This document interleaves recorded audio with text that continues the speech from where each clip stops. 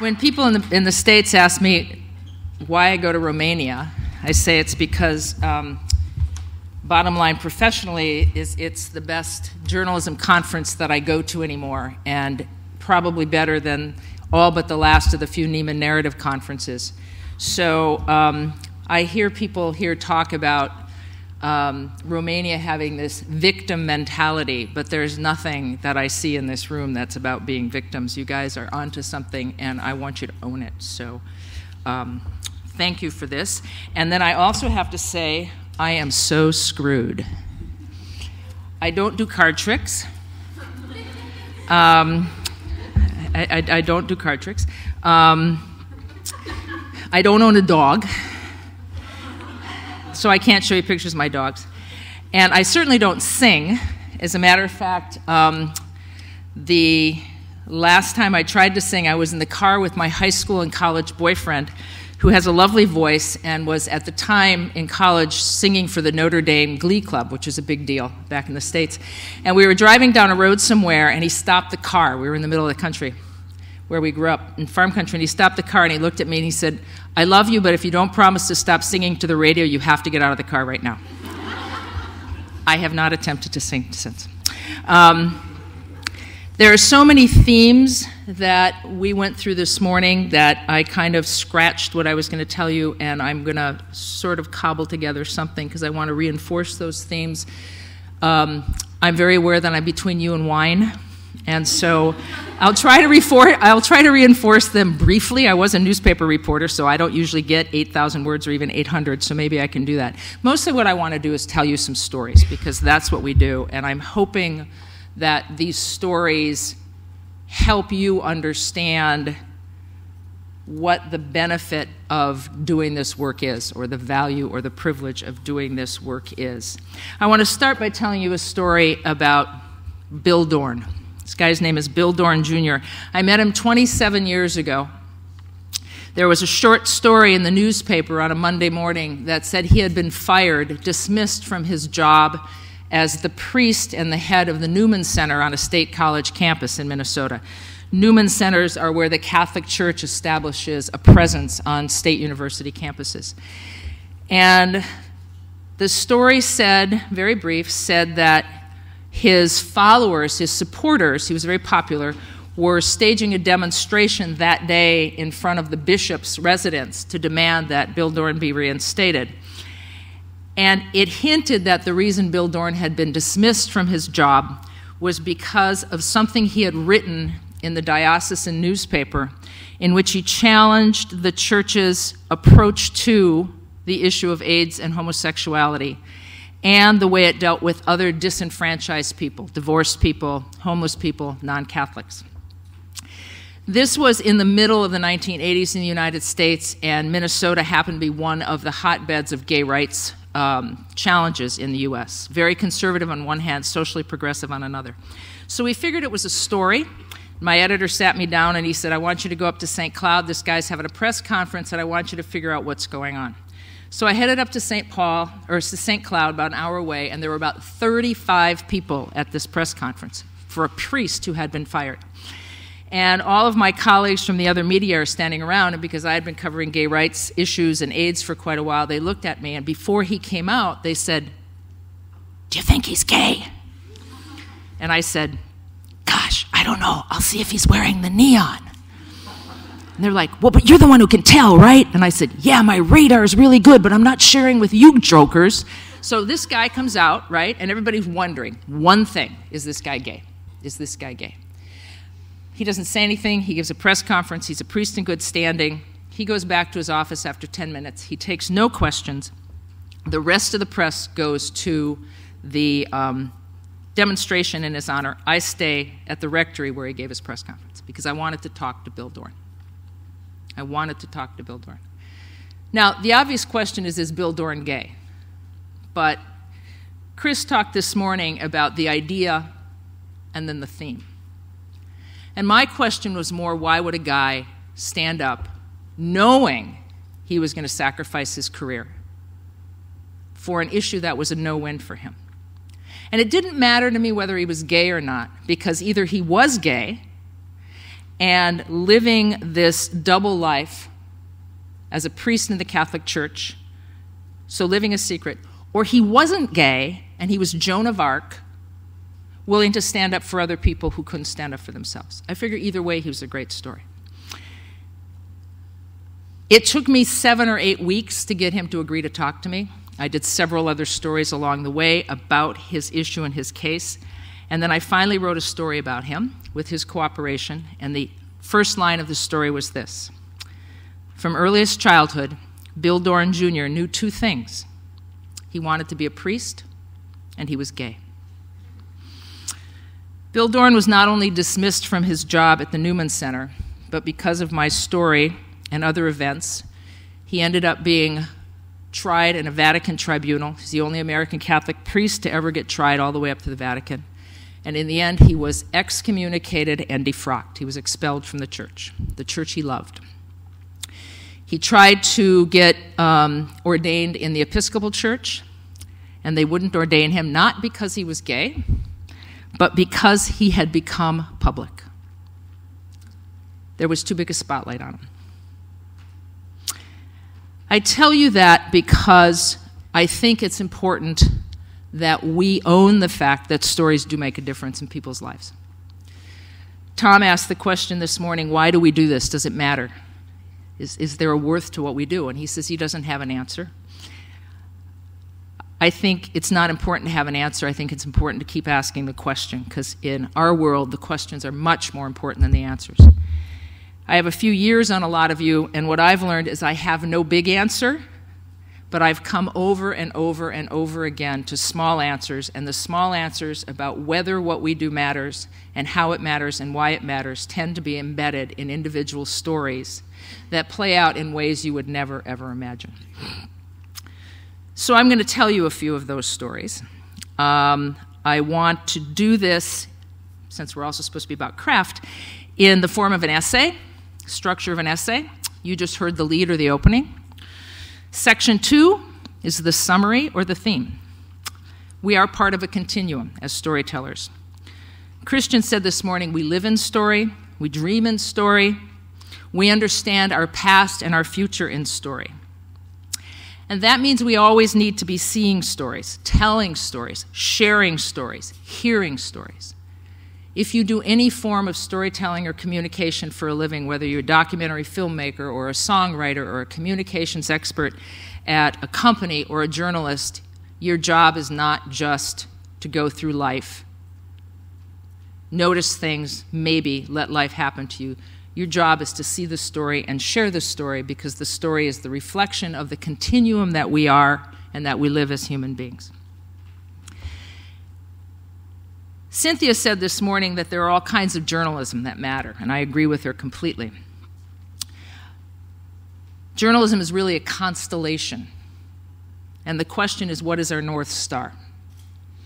And for me, the North Star for stories, all kinds of stories and bright lights, has more to do with the center of humanity that they have, whether they're an investigative story, the story about the little girl who goes, the 14-year-old who goes to a party with a 16-year-old family friend. He seduces her because she's 14 and he's 16, and any of you girls who were ever 14 know what it's like to hang out with the 16-year-old boy. He gets her into a room. 20 minutes later, he walks out waving a condom that says, "Score." She goes home devastated, and her family practically falls apart. They pull their life together. 2 years later, she's sitting at her bedside doing some homework, and her little princess telephone rings, and it's the boy. He had been hustled away from the state when the family charged him with statutory rape by relatives who got a smart lawyer and sent him to another state until he was old enough to avoid the law. We wrote that story, but we wrote it not to tell the narrative of one little girl who was crushed by a terribly traumatic incident. We wrote it to change a law, because there was a loophole in the law. I could tell you the story of the zealous animal rights activist, head of the Humane Society in Minnesota, who gained a big name for himself running around shutting down puppy mills where they just basically turn out dogs constantly. Thought he was a good profile. I rode around with him for several weeks. And I started realizing something was very wrong because he carried a .357 Magnum on his hip, and he used to constantly make comments about my breasts. So I started making some other calls, and I found that 5 or 6 women who had worked for him had filed sexual harassment claims against him, that he was not, that he was he was performing malfeasance with records. Nobody would tell the story because they were afraid of him. I got a lawyer to leak documents to me. I could have told a narrative about this guy and his crusade. I got him fired. Stories can right wrong, stories can change policy, stories can do all kinds of things. And that's the bread and butter of what we do, public service journalism in the United States. The question is, where is the human center for these stories? A lot of what we're doing now is measured. In this world that we're in, everything has to be measured. And it's usually measured by analytics, by clicks, by stickiness. How long does somebody stay on your website? Publishers all over are terrified that people aren't reading them because they don't know how they're going to monetize human stories, the stories that we do. If you go through newsrooms in the United States, a lot of them have a big digital board on the wall, and they'll pull up something called Chartbeat. Do you have Chartbeat here? Yeah? Chartbeat is this thing that measures moment by moment by moment by moment who's reading your story.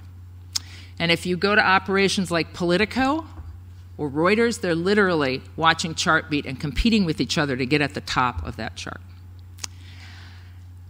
That's all fine and good, but I want to, chapter 1 in my essay, talk instead not about stories that change the chart on Chartbeat, but stories that touch the world. This is amorphous stuff because it can't be measured. It can't be measured in any way that allows it to be monetized, which of course is why people in the US are so freaked out about what's going on with journalism. Tom mentioned this conflict between this incredibly robust time for long form, this lusting for long form, but this absolute collapse of the financial institutions that would support it. And what do we do about that? I think what we do is just keep telling stories.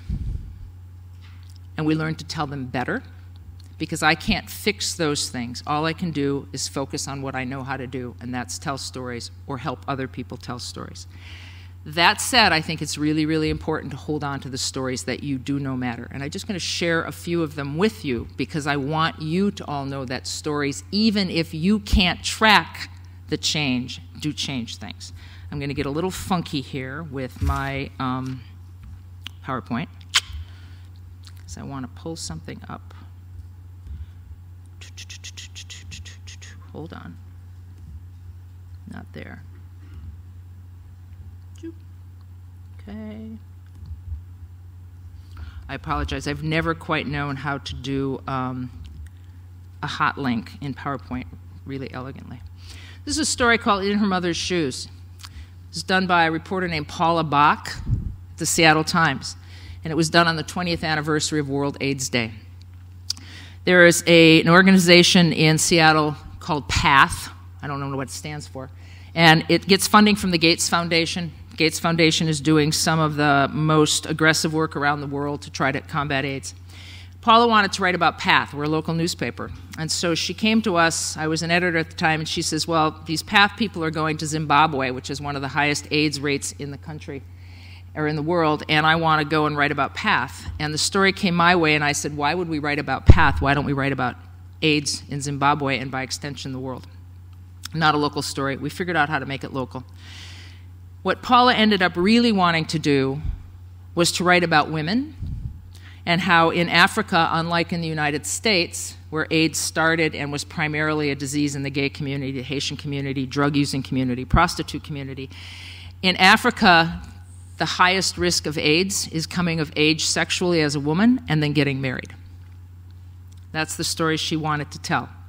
So we brainstormed a little bit about what it is she could look for when she was there. And I said, well, ideally, you would find 3 generations of women.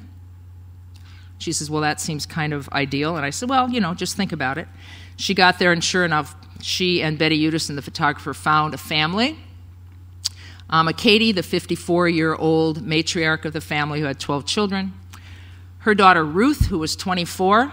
Her husband had already died of AIDS, and she was now very sick with AIDS. And baby Martha, age 6. She wrote about this family, and now I'm not going to be able to... Is it remotely possible to call up a Word doc while I have PowerPoint up? Ah! There you go. Well, that didn't work. Hold on. Oh, I'll figure it out. Don't worry about it. They'll be patient with me, unless I can't get out of here. Escape. I'm hitting escape. Really, I am. It won't escape. Why won't it escape?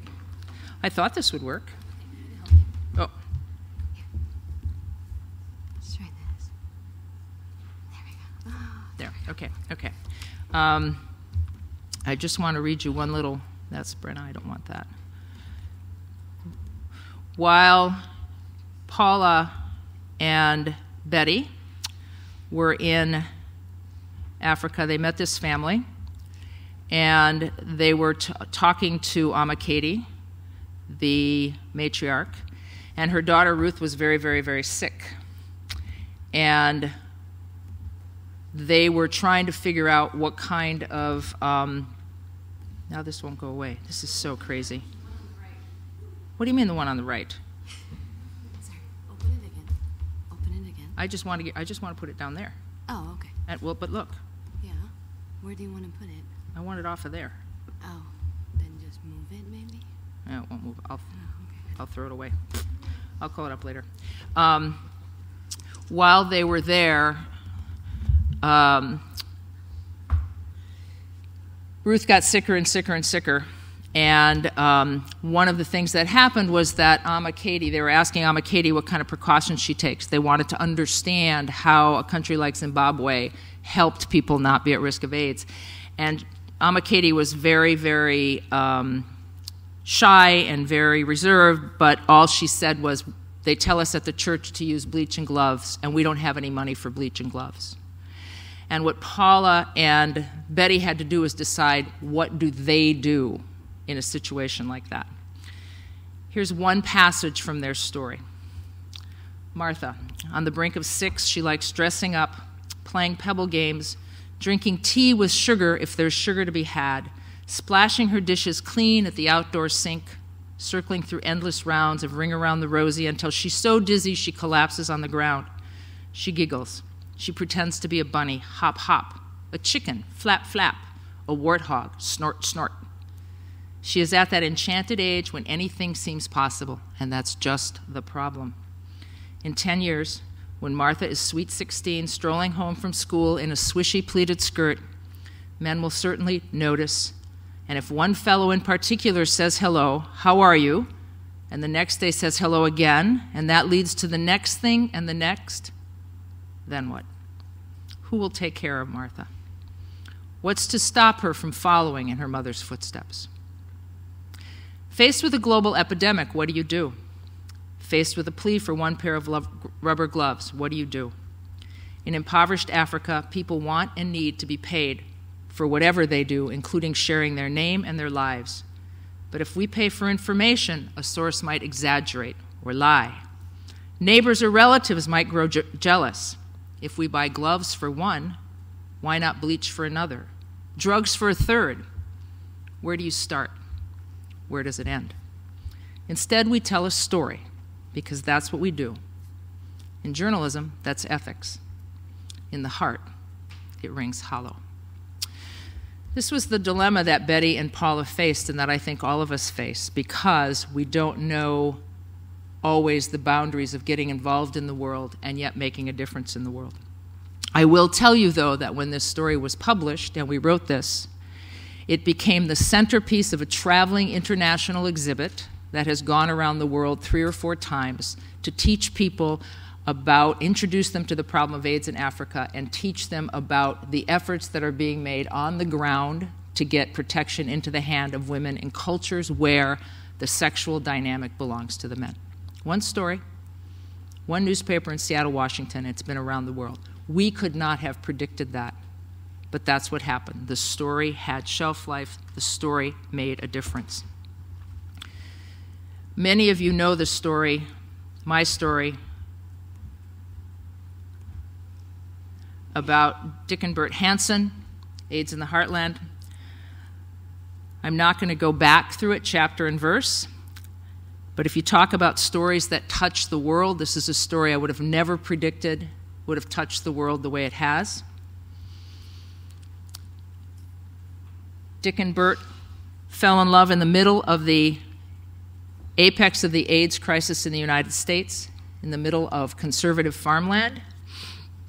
They had the courage to tell their story out loud. We wrote it as it was happening. It changed several people fairly immediately, including their families. One family to the good, family that became activist about going to small schools and churches and communities and teaching them how to deal with AIDS, insisting that churches welcome AIDS patients, hospitals getting training to deal with AIDS patients. One family was irrevocably destroyed by it, and for the next 25 years they have not spoken to each other. Two brothers on one side, a sister and another brother on the other side. Brother and his wife were divorced over it. It had all kinds of ripple effects in that regard.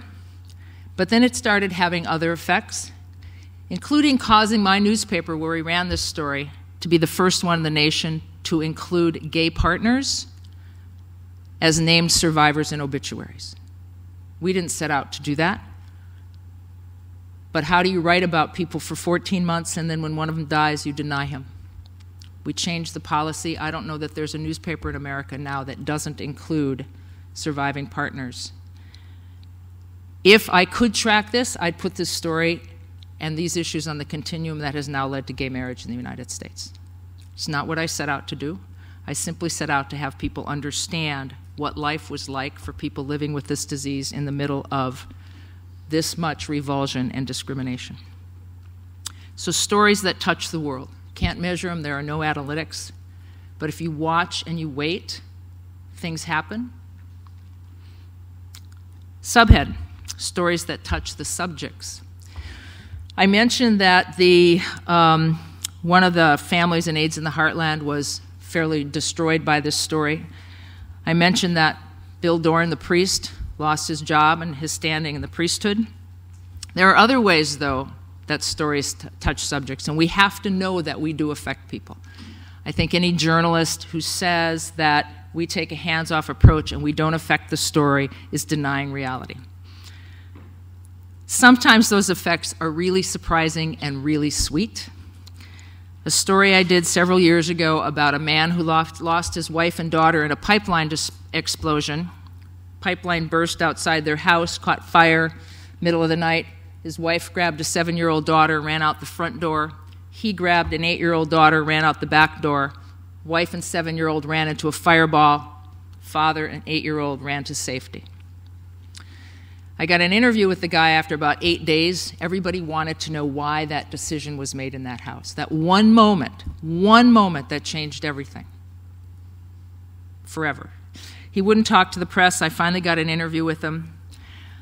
I did a story about what happened that day, why they made that decision, what the effect was. And one of the ways I got that interview was by letting him know that if he talked to me, because there was so much curiosity about his case, we could put the story over the wires and he wouldn't have to talk to anybody else. All of the press would have access to it. 2 days later, there was a promo on television for an interview that television was going to do with him. And I called him up and I said, WTF? I didn't think you wanted to talk to anybody else. And he said, well, I had a good experience with you and it surprised me, so I'm going to let one TV reporter in. So one story in the paper, one story on TV. Widow, 8-year-old daughter.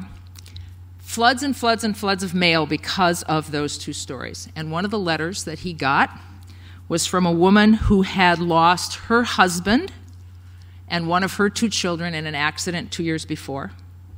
And she said, I know what you're going through. I don't mean to impose. I found myself very lonely and resistant of help at first, and then I finally found some support groups that were really helpful, and if you ever want to talk or have that information, just let me know. They've been married for 20 years. A story did that. A story did that. We have to trust that stories do touch people. And they touch the subject too, and that's the balance. Tom talked about respecting and honoring the story of the individual that you're telling about, but we also have to respect the reader, and there's the tension, is when do we say what and how much do we hold back?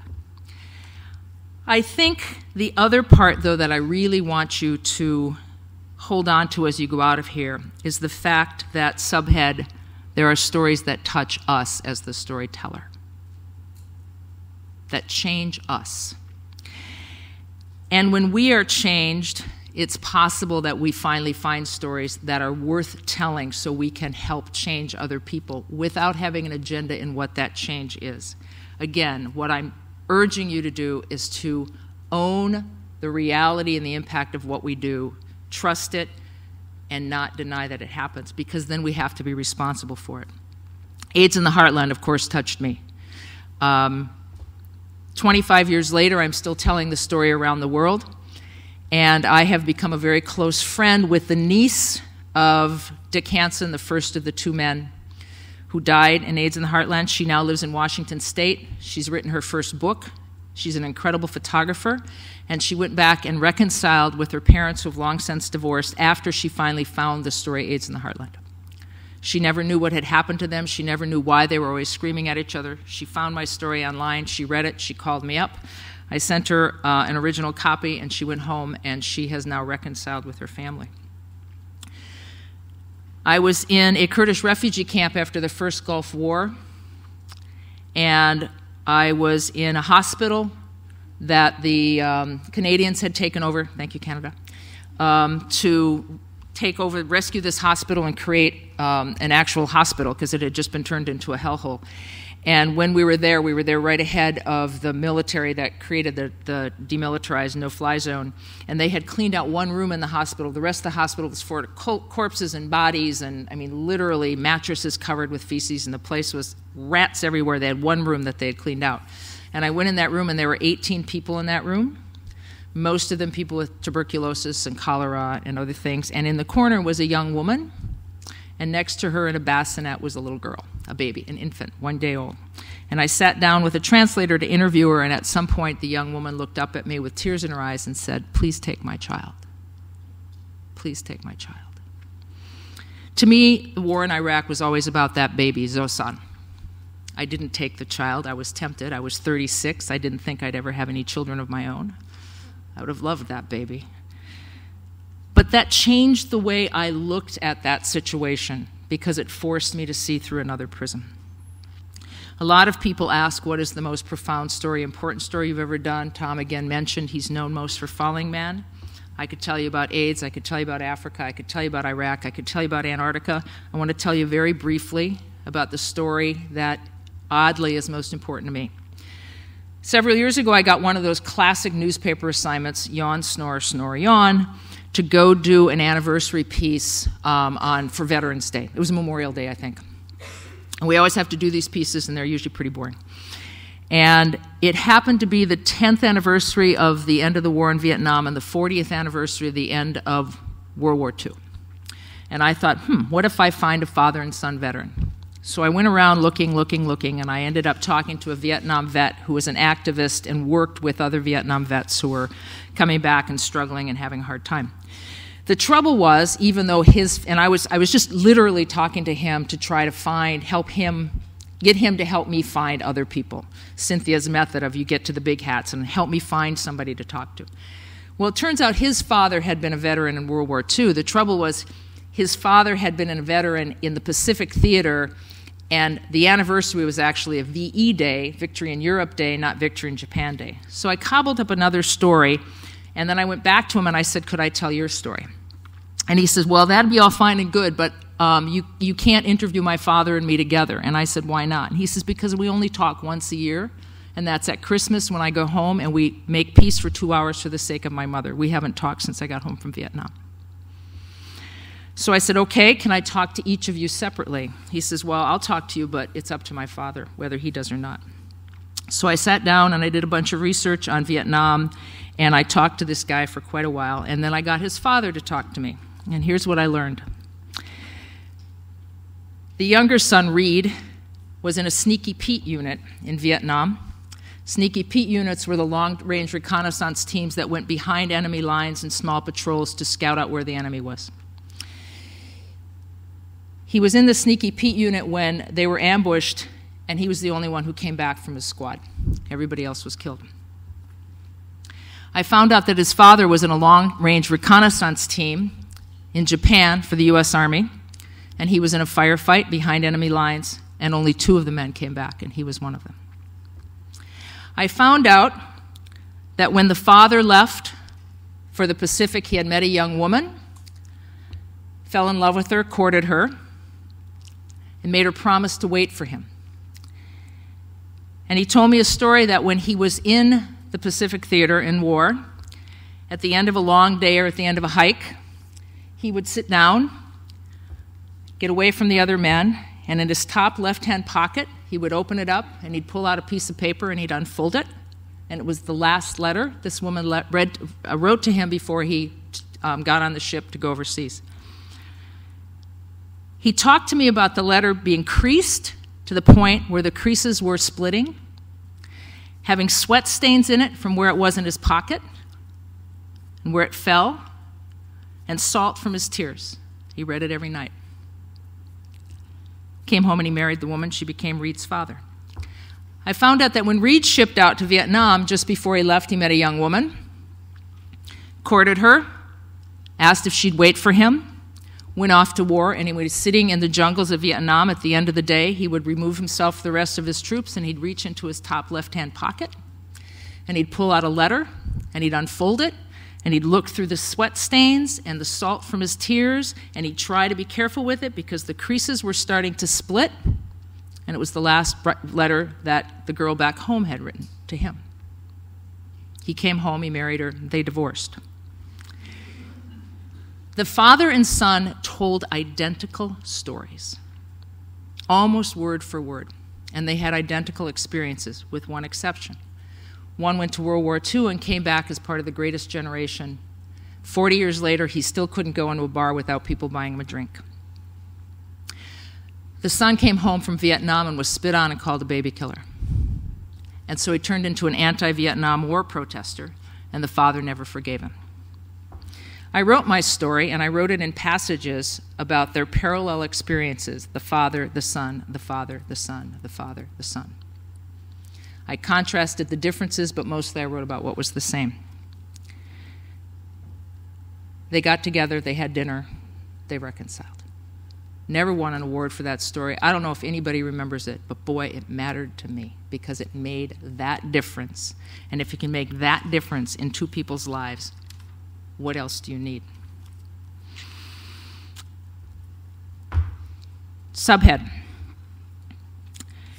There are stories that get away, stories that go unreported, stories that we see and don't find time to cover. Part of the reason I love traveling around with other journalists is because I can see 52 stories and I'm hoping somebody picks them up and does them. Stories also go on without us. I write about a father and son, war veterans. I don't know what's happened to them since. Shame on me. I don't know what's happened to Martha back in Africa. I do know what's happened to Dick and Bert's family because I keep in touch with some of these people. But the thing to remember is that stories are part of a continuum and they do go on, and that's why we need so many of us to see them and constantly be telling them and not worry about where they're going, but to recognize that the beauty is in telling the story of the moment, and that story will do what it does if we tell it well and we honor it. And the best thing we can do to honor it is to not worry about where it's going or what awards it's going to win or what it's going to lead to or what the clicks are, but what the story is. Don't let the stories get away.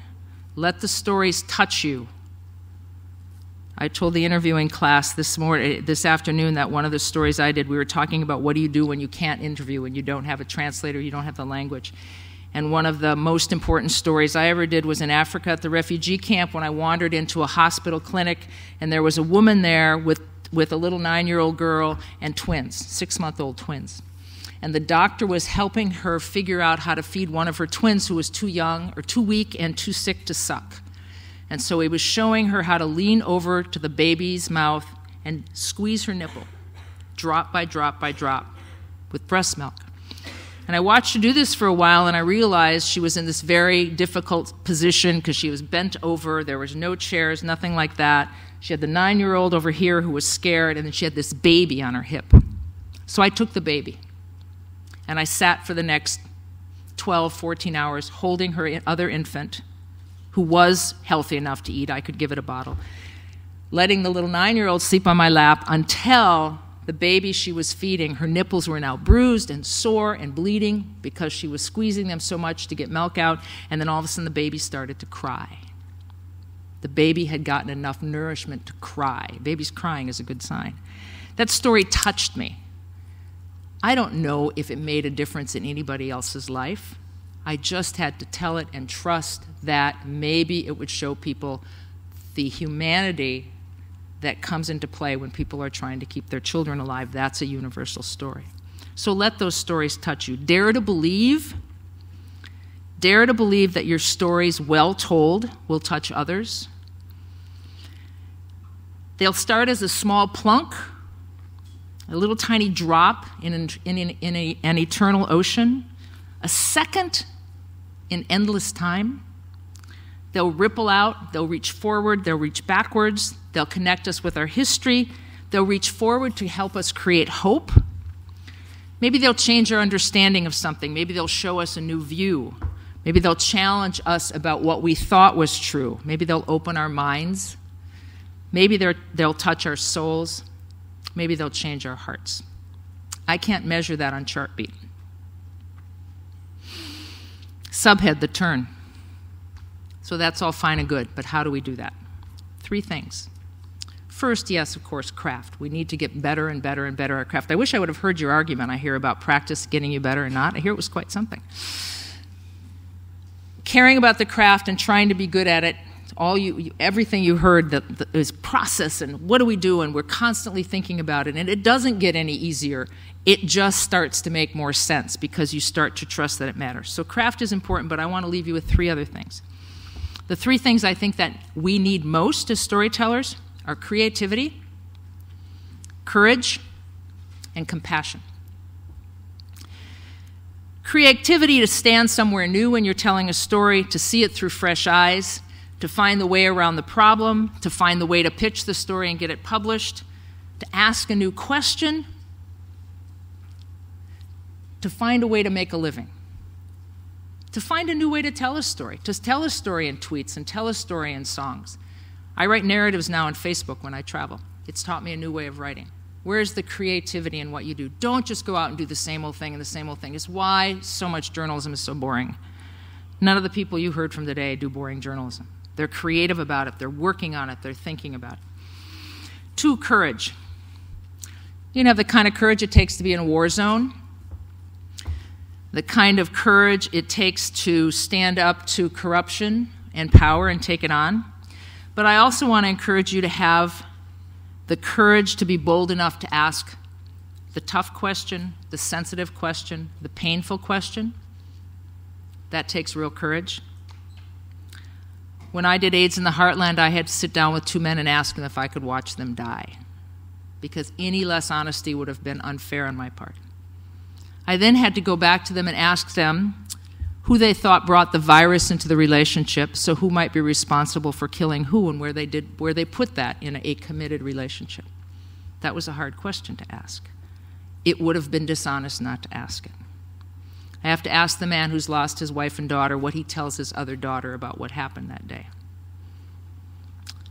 I covered the Olympics for a time, and I once asked the 16-year-old American who slipped on the balance beam and lost the medal for her team what it was like to be the one who lost the medal for her team. It's what people wonder. It's our humanity. Have the courage to ask the question. But finally, the reveal, compassion. We don't talk about compassion much in journalism. But here's my deal. You can't be afraid to care. You can't be afraid to care. And I think too often we are afraid to care, and we hide behind this false wall of objectivity and distance. I'm not like Mona, an advocacy journalist, a human rights journalist. I need, for my purposes, to divest myself in what people decide, but I need to care that they know, that they understand, that they might have the possibility of experiencing a new way to see something. You've got to care. If you don't care about the people you write about or the stories you do, why would anybody else? And you can't do immersion journalism unless you care about people enough to spend that kind of time with them and to really try to listen to them and understand them. Our stories aren't just part of a timeline, they're part of human legacy.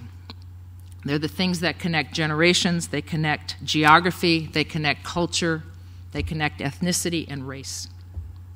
So care about the subjects of your story. Care about the people who receive and hear those stories.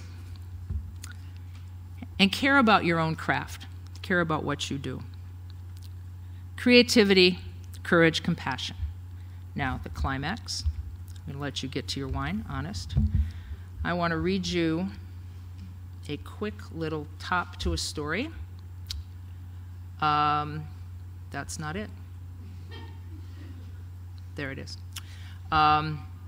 Story is by Kara Solomon of the Seattle Times. I was privileged enough to edit it. And the backstory to this is that a photographer had been following this little kid around a neighborhood in suburban Seattle for about 6 months, and the kid was this spunky little kid in a wheelchair. And the photographer got fascinated with him, and then we realized at the last minute that this kid was about to turn 13, and he was asked to throw out the first pitch at the Mariners baseball game. So suddenly we have a news hook, and we've got to chase this story.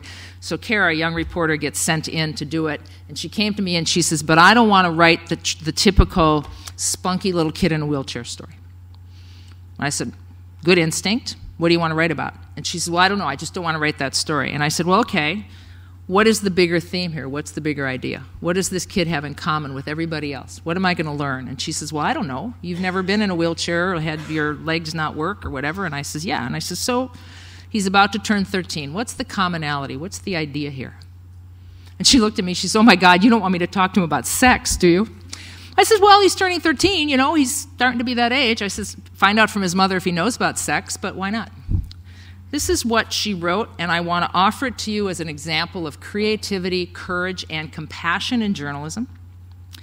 And I also want to offer it because, to me, it's the story I pull out every 6 months and read when I want to remember what my relationship with the story subject and the story receiver is. And the relationship is embedded in the two characters in here. It's called Growing Up Gabe. For years, they sat behind him in class. They brushed past him in the hallways. They giggled in the corners of the cafeteria. Gabe Murfitt didn't really see them, and then one day he did. It was the first dance of his junior high school career. The girls were clustered in a knot at the center of the gym. Gabe's best friend cut through the crowd. He picked out a tall, thin one with brown hair and braces on her teeth. He asked the question, will you dance with Gabe Murfitt? Okay, she said, but only if he asks me himself. Gabe left his wheelchair by the edge of the gymnasium. He moved toward the girl on his knees. He ignored his queasy stomach. He asked her to dance. She said yes. And then she asked, how? Even now, 6 months later, he can't believe she did it. He asked her, and she did it. She got down on her knees and danced. I looked over, and all these girls were staring at me, said Gabe, who asked her later for a second dance. They were looking at me like, how can he get a dance, and we can't? Gabe Murfitt is ready to be 13, ready to pull away from his parents, ready to start dating girls, ready to become a teenager. But his body is not built for independence. He can't go to the bathroom alone. He can't dress himself in time to catch the morning bus. He can't comb his hair without help from his mother. This is a fact of Gabe's life. He was born with malformed legs and with hands but no real arms. It is a fact Gabe has acknowledged, then ignored. He has played baseball. He has played the drums. He has danced. He has done all these things differently from the average 7th grader, but he has done them nonetheless. It takes some thinking, that's all, some strategizing. Like that after-school dance at Leota Junior High. The machine-powered wheelchair was too risky, Gabe thought. What if he drove over the girl's foot? So he went with walking that day, using his knees like his friends used their feet. When the music kicked in, Gabe could not reach far enough to touch the girl's waist. But her arms were long enough. She could touch him, and she did, resting her hands on his shoulders. They swayed back and forth on their knees. I was freaking out just to ask her, said Gabe. The second time, no biggie.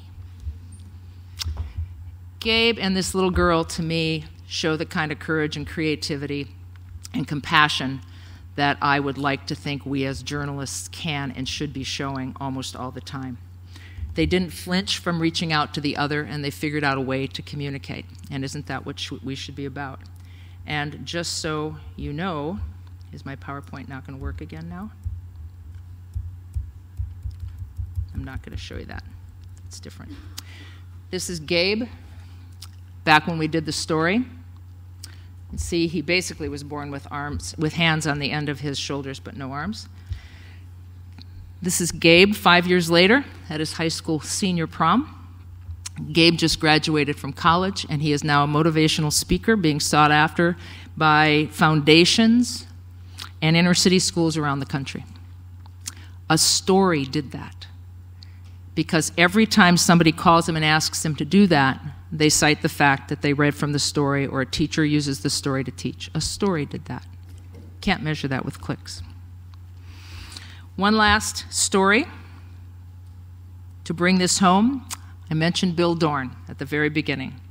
The priest who arguably could say that the story I wrote about him pretty much ruined his life. Bill and I stayed in touch. I covered some of his Vatican tribunal. He ended up getting kicked out of the church. We kept in touch once in a while. Bill was a licensed therapist who started doing counseling of troubled children and families. He ended up opening a restaurant. He opened an award-winning restaurant, and then he eventually moved to Washington State, where I live. We saw each other maybe once a year at Christmas or the holidays. I got a call from Bill Dorn 8 weeks ago. I happened to be in the hospital, and the phone rang, and it was his thing, and I was like, wow. So I called him, and he said, are you okay? He had no way of knowing I was in the hospital. And I said, well, yeah. I mean, I didn't say no, I wasn't. I just said, yeah, are you okay? And he says, well, we've been trying to send you emails, and you haven't responded. And I said, oh, well, I'm in the hospital, and I was overseas, and I may have missed them. I'm sorry. I said, what's going on? And he said, Norm and I are getting married on August 18th, and we want you to be there. I said, really? And he said, yes. We're getting married on the 26th anniversary of our first commitment ceremony. We had it a year after your story ran. And I said, really? And he said, yes. And as a matter of fact, we'd like you to be our witness. Would you be willing to stand up for us? And I said, you have much closer and better friends than I do. Why would you want me to do that? I'm honored, but you don't need to do that. And he said, because Norm and I talked about it, and you've been here since the beginning of the story, and we wouldn't be here if it weren't for your story. A story did that. Can't measure it in clicks, but that's what stories do, and that's what we as storytellers can do. Believe in them, trust in them, and believe in yourselves. Thank you.